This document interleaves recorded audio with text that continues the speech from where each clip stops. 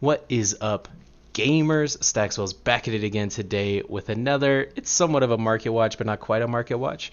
We're going to be talking about the oddities of Flesh and Blood, the weird little cool collectible items, the one-off promos, the things that probably aren't ever going to happen again or get printed again. All like just not quite Flesh and Blood cards, but Flesh and Blood related. And as the game grows in popularity, these cards will become very cool little collectible pieces that I imagine the price will grow as the popularity of the game and grows, as the age of the game grows. So I just kind of want to bring a lot of this to your attention because I think a lot of it is super underappreciated. First thing I want to talk about is the Flesh and Blood blank equipment promo. I don't have an exact number of how many of these were printed. I can't imagine it was a lot though, seeing as it was like a Rudy Patron 6.9 bundle. I don't know how many were printed. Someone let me know in the comments below and I'll pin that so everyone else could find out. But almost let me rephrase. Every single one I've ever seen, every one of my friends or locals who has ever gotten one, they all have already gotten it drawn on, signed. They had, someone draw like a Phantasmal Footsteps or a Crown of Seeds or something on the blank equipment, which is cool, don't get me wrong. A little bit of an artist doodle. They'll go to Federico or whatever and have him doodle on it, which is cool. It's a cool idea, don't get me wrong. But there are very few truly blank ones left, I'll say that much. And I'm sure the actual artist could probably attest to this too, because I haven't seen many blank ones. There's 4 on eBay. There's 0 on TCG Player, obviously. There's not even a listing on TCG Player. They're so rare. But there's 4 on eBay. $60, $40, $100, $45.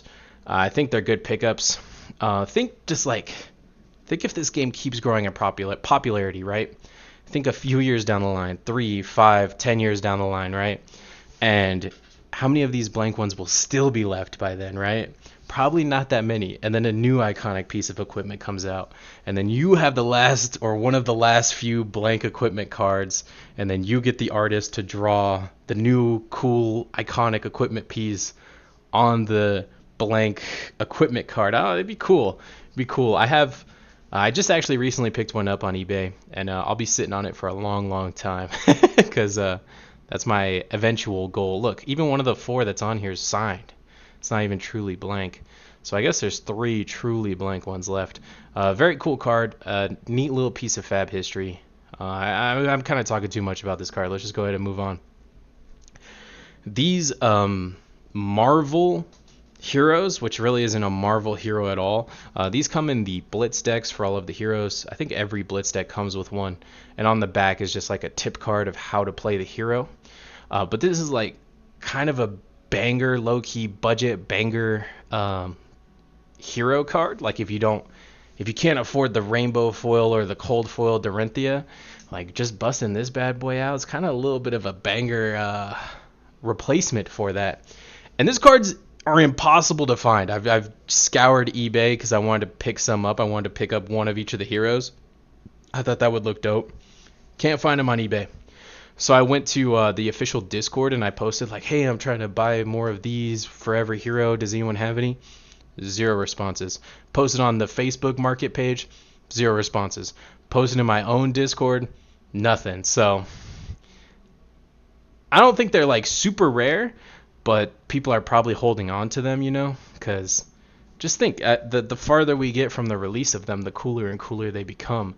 I mean, you already really don't see people rocking these. You don't see people playing them.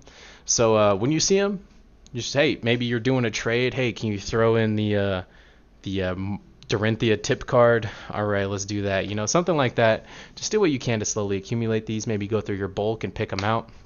I think they're cool cards. This head jab promo here, let's do this one. It comes in the Welcome to Ira deck. It's only $4, and it's got like this wacky cartoon pop comic book art kind of thing.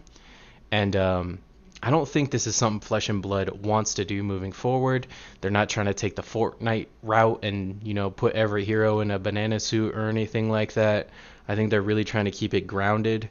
And this just doesn't fit the aesthetic of Flesh and Blood at all. It's kind of an anomaly in the game, but that makes it that much more cool, right? It's the fact that this Flesh and Blood card doesn't even look like a Flesh and Blood card just makes it so much cooler. Dang, guys. What the? Sorry about that. We're not even cutting it out. We're keep it going. We're keep it going. I don't have a tripod, so my camera stand totally just fell over on me. But yeah, head jab, very cool card. Only $4. The foils are all like $100 each for all the different colors. Red is 125, yellow is 100. I think blue's also 100. Yeah, blue's also 100.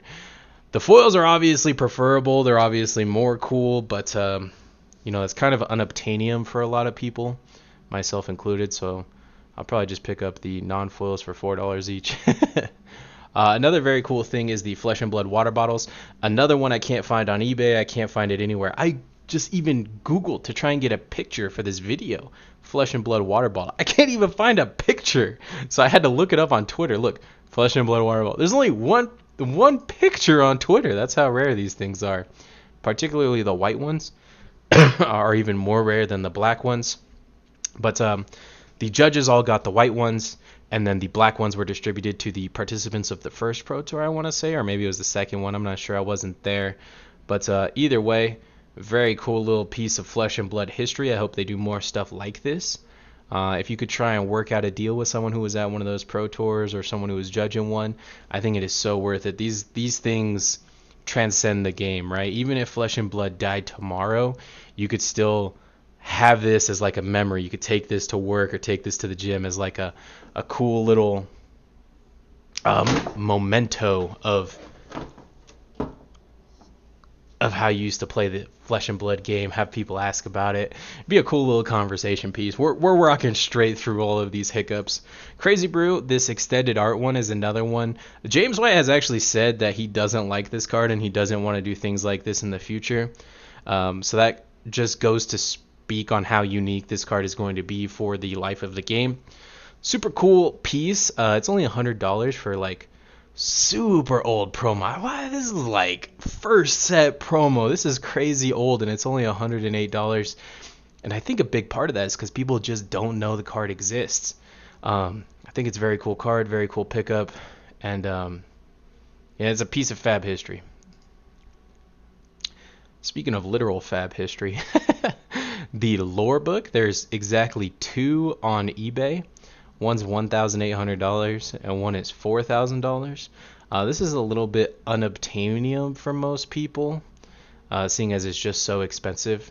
But if I have any whale viewers out there or anything like that that just want to go hard, this is like the ultimate pinnacle, holy grail of collection pieces for this game.